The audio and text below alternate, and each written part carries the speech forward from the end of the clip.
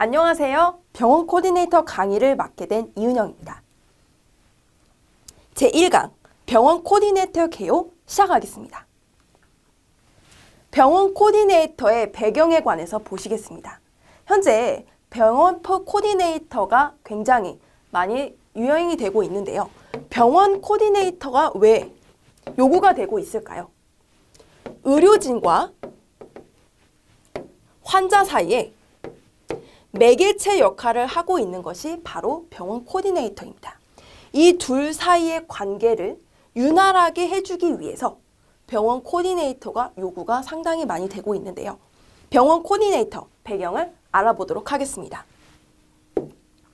병원이란 무엇일까요? 영국, 프랑스, 독일의 사례를 보겠습니다. 공공적으로 소유를 운영합니다. 그래서 한국은 80% 이상이 민간이 운영을 하는데요. 상대적으로 비교가 되고 있지만 어떤 것이 더 좋은지, 어떤 것이 더 나쁘게 운영되고 있는지는 판단하기 어렵습니다. 특징적인 부분만 우선 잡고 넘어가실게요. 영국, 프랑스, 독일은 공공적으로 소유, 운영된다. 한국은 무려 80% 이상이 민간이 운영한다. 보실게요. 고려시대, 중세시대, 근대시대, 현대시대로 나뉘어 봤는데요. 고려시대, 중세시대, 근대시대, 현대시대로 보시기 이전에 고대를 먼저 보시겠습니다. 고대에는 숙박을 제공하는 역할을 병원에서 하였습니다. 그리고 여행자에게 숙식을 제공하고 아픈 환자들에게 치료를 해주는 것을 미덕이라고 여기는 시대가 바로 고대였습니다. 고대하면 수도원을 떠올릴 수가 있는데요. 수도원은 지금의 어떤 역할과 비슷할까요? 네, 맞습니다. 호텔과 병원의 역할을 이 수도원에서 했다고 보실 수가 있습니다. 병원, 영어로 하스피탈이라고 하죠. 호스피탈리타스. 이것이 병원과 호텔의 어원인데요. 호스피탈리티는 무엇일까요? 환대 산업이라고 할 수가 있습니다. 병원의 배경에 관해서 자세하게 보시겠습니다. 고려시대를 먼저 보시겠습니다. 고려시대의 배경은 어떤 걸까요? 불교 사원을 운영하였습니다. 그리고 숙식을 제공하였고 아픈 환자들을 치료하는 기능도 하였습니다. 고려시대는 여건제를 기억해 두시면 좋은데요. 여건제는 여행 서비스 센터라고 보시면 되세요. 그래서 치료 또 하면서 여행자들 그리고 행여 병자들을 치료해주고 숙식까지도 제공을 해줬다. 여건제를 기억해 두시면 되실 것 같습니다. 두 번째로 중세시대를 보시겠습니다. 중세시대는 어떤 배경이 있을까요? 환자를 요양하고요. 여행자에게 마찬가지로 숙박을 제공하였습니다. 불황에까지도 수용하였는데요. 중세시대 하면은 어떤 것을 떠올릴 수가 있을까요? 맞습니다. 종교를 떠올릴 수가 있죠. 그래서 종교가 굉장히 성장함과 동시에 여기서 수도원이라는 제도가 탄생이 된 것입니다. 그래서 중세는 요양, 여행자 숙박, 불황인 수용, 그리고 수도원을 기억하시면 되시겠습니다. 세 번째를 보실게요. 근대시대로 넘어왔는데요. 근대시대에는 어떤 배경이 있을까요? 맞습니다. 급성기 환자를 떠올리시면 되시고요. 치료 전문기관이라고 보시면 되십니다. 근대시대는 전염병이 증가함으로써 전염병을 예방하기 위한 진료도 되었고 여기서 고객 중심 의료로 가는 길목에 있다고 보실 수가 있습니다. 마지막으로 현대인데요. 현대는 대형화 전문화되었죠. 그래서 고려시대, 중세시대, 근대시대, 현대시대로 나뉠 수가 있고 급하게 성장했던 시기는 근대시대라고 볼 수가 있습니다. 그래서 고려시대, 불교사원 운영, 중세시대, 수도원, 근대시대, 전염병이 많이 만연하여서 급성기 환자를 많이 치료함으로써 병원의 발전이 급진적으로 되었다. 그리고 마지막으로 현대를 보실 수가 있습니다. 그렇다면 미래는 어떨까요? 현대는 현재 입원 환자들보다는 어떻게 해요? 외래 환자를 더 많이 받으려는 의견들이 많고, 미래에는 원격 의료가 개발이 되고 있죠. 이렇게 고려시대, 중세시대, 근대시대, 현대시대, 미래까지 간략하게 보셨습니다. 배경을 이어서 보시겠습니다.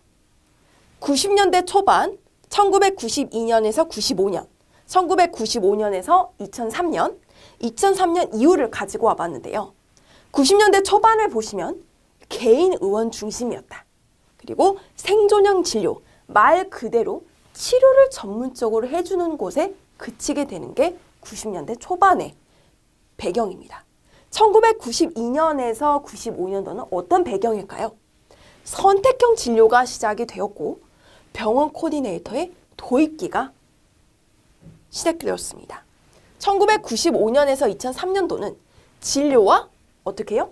경영이 병행이 되었습니다. 그래서 병원 코디네이터의 성장기라고 보실 수가 있습니다. 2003년 이후에는 1인, 다수, 개인 병원, 그리고 전문화, 개인화, 전문화되었다. 개인 다수 병원이 소유가 많이 되었고 병원 코디네이터의 성숙기 과정으로 접어들게 됩니다. 그래서 정리를 해보면 1992년에서 95년도가 도입기다. 그리고 95년에서 2003년기가 병원 코디네이터의 성장기다. 그리고 2003년 이후부터 현재까지가 바로 성숙기라고 보실 수가 있습니다. 현대는 1994년 미국 병원 경영 사례를 벤치마킹한 치과병원이 바로 한국의 병원 코디네이터에 처음 도입된 계기인데요. 하단을 보시면 예치과의 코디네이터는 단순 접수원이 아니라 어떻게 해요? 적극적인 서비스를 펼쳐서 환자의 굳은 인상을 펴게 하였다고 합니다. 결국 딱딱한 병원의 이미지를 어떻게 해요? 병원 코디네이터를 도입함으로써 내 집같이 만드는 일을 담당했다고 하는 거죠. 불안한 환자를 어떻게 해요? 편안하게, 그만큼 내 집처럼 편안하게 만들었다는 내용이겠죠. 이 같은 서비스가 훌륭한 곳이다 라는 인식을 주게 해서 치과의 좋은 이미지를 만들어서 병원의 경쟁력을 높이는데 핵심적인 역할을 하였다고 합니다. 이렇게 현대까지 병원 코디네이터의 배경 자세하게 알아보셨습니다. 이어서 보실게요. 성형외과, 피부과, 한방병원, 치과, 비만 클리닉 등을 중심으로 병원 코디네이터가 증가하게 되었습니다. 의료시장이 개방이 되었고 병원이 체인화되는 추세가 되었습니다. 그래서 경쟁이 치열해지면서 고객 중심의 서비스가 확산이 되어서 병원 코디네이터의 필요성은 더욱 증가하게 된 것이죠. 최근 세계적 추세를 보시면 탈병원화, 이제는 병원도 단순히 치료 중심, 진료 중심이 아니라 자연치유라든지 원격, 서비스 등 단순히 병원 치료에서 머물지 않는다는 것이죠. 그리고 두 번째 세계적 추세는 탈제도화입니다. 어떤 제도적인 측면에서 벗어난다는 거죠. 탈병원화와 같은 맥락이라고 보실 수가 있겠습니다. 세 번째는 재원기간의 단축입니다.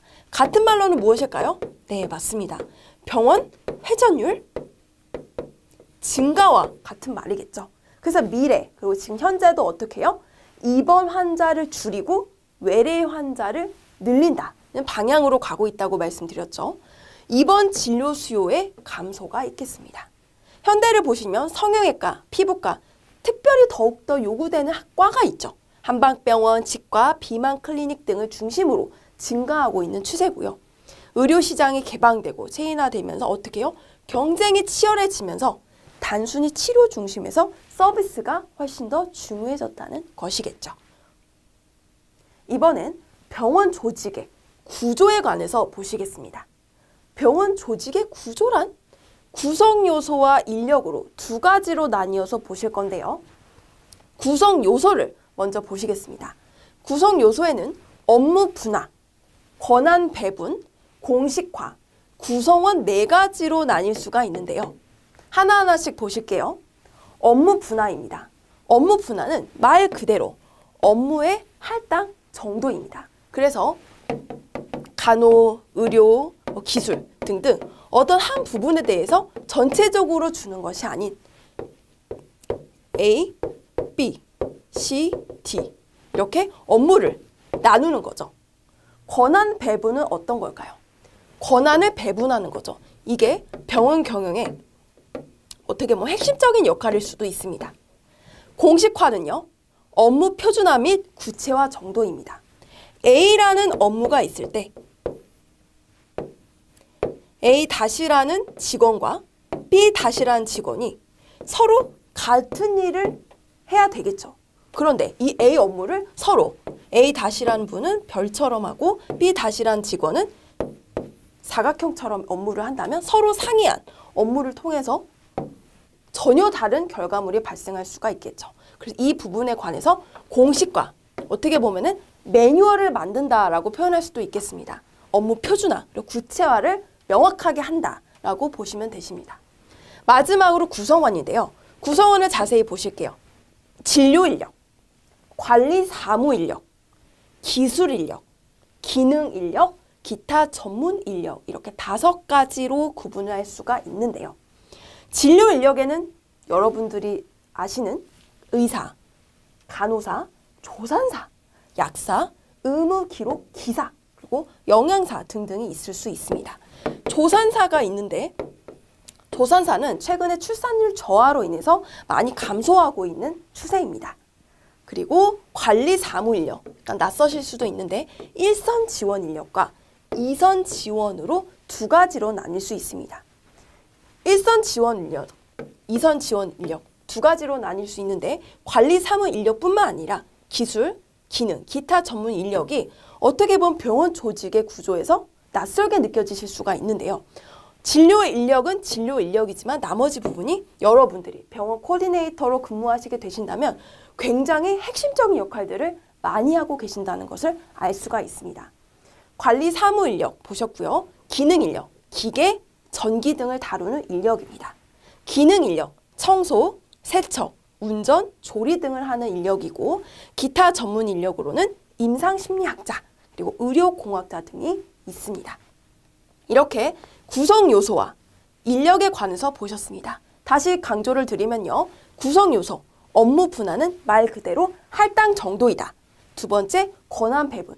권한을 어떻게 배분하냐에 따라서 적재적소하게 배치를 함으로써 병원 경영의 성공과 실패를 나눌 수가 있다.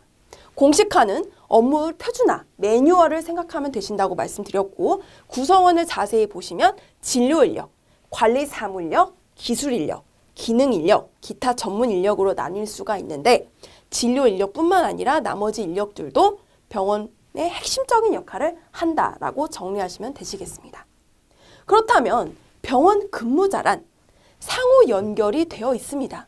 그러나 대면하지 않는 직종들이 너무나 많습니다. 퇴폐적인 특성 때문인데요. 각기 다른 분야의 전문가가 함께 협업을 하는 공간이 의료이기 때문에 결국에 어떻게 해야 될까요? 커뮤니케이션을 갈등 중재를 잘하는 방향으로 할 필요가 있겠죠. 효과적인 인사 관리도 필요하겠습니다. 적재적소하게 인사를 해야 되고요. 다양한 컴퓨터 활용 능력뿐만 아니라 기술적인 부분에서도 온라인 마케팅 기능 보유가 필요합니다. 상황에 맞는 적절한 언어 구사 능력도 필요하겠죠. 이렇게 병원 근무자의 특성에 관해서도 보셨습니다. 이번엔 병원 코디네이터의 정의에 관해서 구체적으로 보실게요. 하스피탈과 코디네이터의 결합이 말 그대로 병원 코디네이터이죠. 병원 서비스 매니저라고도 하는데 병원 플러스 매니저, 즉 조정자의 결합이라고 볼 수도 있습니다. 병원을 조정한다. 환자들의 의료 서비스 욕구를 충족시키기 위해서 병원 일을 어떻게 해요? 기획한다, 관리한다, 개선한다 라고 보실 수가 있습니다. 그래서 진료 인력, 그리고 환자, 고객이죠. 고객 사이에서 매개체 역할을 하는 겁니다.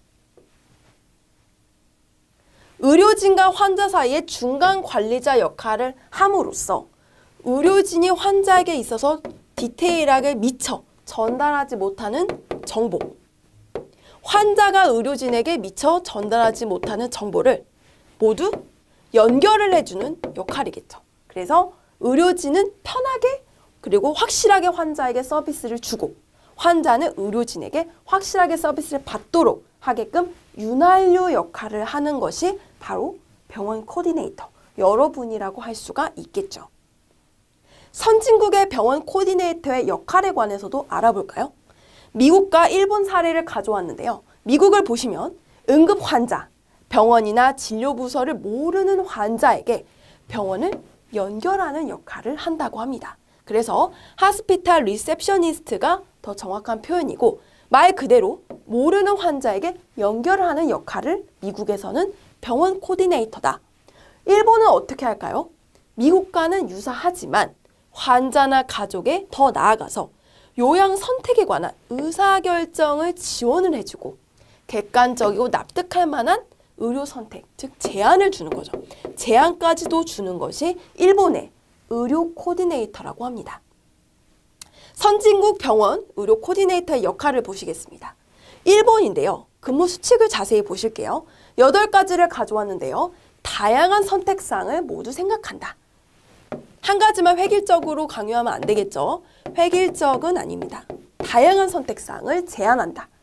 충분히 선택을 하도록 제안을 준 후에 환자를 위해서 무엇인가 도움이 되고 싶다는 어떻게 해요? 당연히 마인드, 자세가 필요하겠죠. 환자 주고받는 적극성이랑도 같은 말일 수도 있겠습니다. 환자 주고받는 상담 내용은 프라이버시이기 때문에 발설하지 않습니다. 가장 중요한 목표는 환자의 납득과 이해, 그리고 치료 부분의 의사의 일이겠죠. 그래서 가장 중요한 목표는 환자를 납득시키고 이해하는 것이다. 치료나 진료적인 부분은 의사나 그 위에 기타의 몫이겠죠. 5번째는 의료의 선입견을 버려서 본연의 모습으로 되돌아오고 무엇이 가능할까를 생각하는 것입니다. 6번째, 공익 영역이다. 병원 코디네이터는 공익 영역이고 의사 외 진료 인력에 있어서는 병원은 어때요? 이익 영역이죠. 그래서 병원 코디네이터는 공익 영역과 이익 영역 사이에서 어떤 걸 가져야 될까요? 네, 맞습니다. 중립성을 가져야 됩니다. 중립성 중요하겠죠? 환자의 이야기에 귀를 기울여야 합니다. Only one story from the patient. 환자의 이야기에 경청을 해야 되겠습니다. 환자의 말 그대로 받아들이는 자세도 중요하겠죠. 같은 말로 뭘까요? 선입견을 없이 경청을 해야 된다는 말이겠죠. 단편적이고 폭넓은 환자 정보를 얻기 위해서 노력을 해야 되겠습니다. 일본 병원 코디네이터의 근무 수칙, 다양한 선택사항을 모두 생각한다. 그리고 도움이 되고 싶다는 마인드가 필요하다. 환자의 납득과 이해, 그리고 치료 부분은 의사의 일이고 환자의 납득과 이해가 중요하다. 선입견을 버려서 환자의 말을 그대로 받아들이고 귀를 기울이고 정보를 얻기 위해 노력한다. 병원 코디네이터는 중립성을 가지는 것이 중요하다. 공익 영역과 그리고 의료진의 사적인 이익 영역의 중간 자리에 있기 때문에 중립성을 가지는 것이 중요하다고 볼 수 있겠습니다. 그렇다면 병원 코디네이터는 왜 필요할까요? 자세히 보실게요. 대부분의 환자들은 병원 자체를 불편해합니다. 편안하게 마음을 가지시는 분들이 굉장히 적겠죠. 그렇기 때문에 병원 코디네이터인 여러분들은 환자분들이 편안한 마음을 가지고 진료를 볼 수 있도록 윤활유 역할을 하셔야 되고요. 직원들 간에 어떤 거요? 갈등을 해소시켜야 합니다. 앞전에 말씀드렸죠. 서로 다른 인력들이 모두 같이 협력을 하는 것이 병원입니다. 그렇기 때문에 갈등 없는 커뮤니케이션이 중요하고 이를 통해서 낮은 병원의 이직률, 더 나아가서 병원 경영 측면에서도 높은 효과를 가져올 수 있겠죠. 3번째로 환자들은 검사뿐만 아니라 시술이나 수술 왜 받는지를 충분한 설명을 받지 못하는 경우가 많다고 합니다. 예를 들어서 혈당 체크라든지 스킨 테스트라든지 이 외 다양한 검사들을 환자분들은 불충분한 정보를 설명을 받고 검사를 진행받았다고 합니다. 이 부분뿐만 아니라 전문적인 알아듣기 어려운 의학 용어를 통해서 환자분들이 충분한 설명을 받지 못했을 때 병원 코디네이터인 여러분들이 중간다리 역할을 정확하게 해서 정확하게 설명과 그 충분한 설명에 관한 내용들을 말씀을 드려야 되겠죠. 이렇게 디테일하게 말씀을 드릴수록 여러분들은 라포 형성이 긍정적으로 되어서 어떻게 해요? 환자분들이 순환이라면 재구매, 재방문 욕구까지 증가시킬 수 있을 것입니다. 네 번째, 소개 환자의 비율이 증가하겠죠. 구전 효과 기억나시나요? 구전 효과를 통해서 입구자죠. 환자분이 이 병원에 A 병원에 만족을 했다고 가정을 하겠습니다. 만족을 했을 때 이 병원이 너무 좋아 라고 소문을 퍼뜨리겠죠. 이게 말 그대로 입소문이죠. 최근에는 온라인이 많이 활성화되어서 어떻게 해요? SNS에 많이 올리죠. 그래서 입소문을 통해서 이 병원 너무 좋다라고 홍보를 하게 되면 어떻게 될까요? 소개 환자의 비율이 증가함으로써 더 큰 효과가 벌어질 수도 있겠죠. 병원 코디네이터의 필요성 보셨습니다. 대부분의 환자들은 병원 자체를 불편해하기 때문에 편안하게 마음을 드려야 된다. 낮은 병원 이중률을 하기 위해서는 커뮤니케이션, 갈등 없는 의사소통이 중요하다. 그리고 환자들은 검사를 왜 받는지 충분한 설명이 필요하겠습니다. 병원 코디네이터의 필요성 이어서 보시겠습니다. 병원 홍보, 마케팅 참여로 어떻게 해요? 경영에 도움을 줄 수가 있습니다. 더 나아가서 진료 서비스에 대한 높은 만족도까지 줄 수가 있겠죠. 2020년 상반기에 서울대학병원 외래 진료 현황을 가져와 봤습니다. 보시면요. 순환기내과, 소화기내과, 비뇨의학과, 내분비대사내과, 혈액종양내과를 보시면요. 환자당 진료 시간을 보실게요. 3.5분, 3.68분, 3.69분, 3.72분, 3.77분으로 조사가 되었습니다. 상대적으로 보실게요. 하단을 보시면 가정의학과, 알레르기내과, 마취통증의학과, 감염내과, 핵의학과의 환자당 진료 시간은 7.13분, 7.27분, 7.89분, 8.18분, 10.36분으로 상대적으로 길었습니다. 하지만 전체적인 통계를 보면 4.61분만에 불과하다는 내용입니다. 이렇게 환자가 느끼는 진료 시간, 그리고 의료진, 그리고 기업 측면, 병원에서 느끼는 환자당 진료 시간의 어떤 서비스의 만족도적인 측면에서는 상이하다는 결과가 나왔습니다. 환자들은 어떤 부서를 가야 할지 정확하게 알지 못하죠. 그래서 일본이나 미국에서는 이것을 안내하는 역할이 바로 병원 코디네이터라고 말씀을 드렸습니다. 환자들은 푸대접을 받는 느낌도 받는다고 합니다. 모든 환자들은 특별한 아주 일반적인 질병이라고 하더라도 특별한 대우를 받고 싶어 합니다. 그래서 환자들에게 푸대접을 받는 느낌을 줘서는 안 되겠죠. 기업교육개발원의 병원 코디네이터를 위한 실무와 관리에서 가져와 봤는데요. 코디네이터의 제도 시행 전과 시행 후를 비교해 보았습니다. 시행 전에는 진료 약속의 이행률이 60%로 조사가 되었는데 시행 후에는 어떻게 됐을까요? 무려 85%까지 진료 약속 이행률이 증가하였다고 합니다. 코디네이터 제도를 도입했을 때 진료 상담의 성공률 또한 시행 전에는 52%에 불과했던 것이 시행 후에는 무려 75%, 약 20%가량 증가하게 되었다고 합니다. 이처럼 병원 코디네이터의 필요성에 관해서도 보셨습니다. 학습 정리를 보시겠습니다. 병원 코디네이터의 배경 보셨죠? 그리고 병원 조직의 구조에 관해서도 보셨습니다. 인력적인 부분 기억나시죠? 그래서 진료 인력, 병원 하면 진료 인력이라고밖에 생각을 못 하실 텐데 진료 인력뿐만 아니라 기술 인력, 기타 여러 가지 인력들이 같이 협력을 하고 있다. 그래서 병원에서 그리고 의료적인 측면에서는 이런 특이한 특징이 있기 때문에 갈등이 없는 의사소통이 중요하다라고 강조를 드렸습니다. 병원 코디네이터의 정의, 진료하는 진료 인력과 그리고 고객, 환자 사이에 어떤 거요? 중간 관리자다.